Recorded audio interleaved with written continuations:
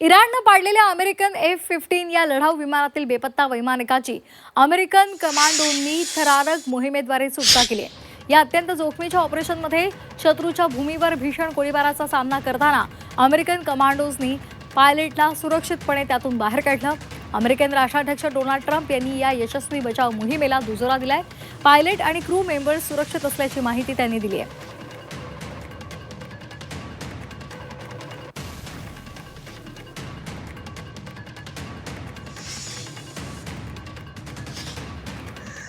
अशक्यप्राय वाटणाऱ्या combat rescue मिशनच्या माध्यमातून अमेरिकेनं 2 वेगवेगळ्या प्रकारच्या मिलिटरी ऑपरेशनच्या माध्यमातून त्यांच्या पायलटला दुश्मनाच्या हद्दीमधून यशस्वीपणे बाहेर काढण्यामध्ये यश मिळवलं.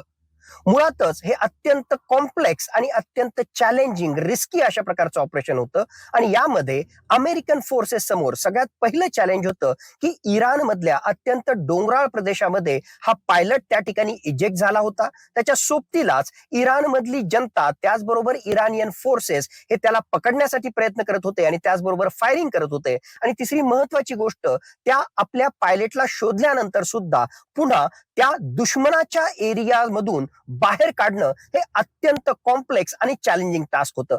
परंतु अमेरिकेच्या प्रोफेशनल आर्म्ड फोर्सेसनं हे चॅलेंज त्या ठिकाणी घेतलं आणि यामध्ये अत्यंत अत्याधुनिक अशा प्रकारच्या तंत्रज्ञानाचा, त्याचबरोबर सर्व्हिलन्स ड्रोन्स, आपले डेल्टा फोर्सेसचे स्पेशल फोर्सेस कमांडोज आणि याच्या सोबतीलाच सर्च आणि रेस्क्यू मिशनसाठी अत्यंत महत्वाच्या असणाऱ्या चॉपरच्या हेलिकॉप्टरच्या मदतीनं ही सगळी मोहीम यशस्वीपणे फत्ते केली.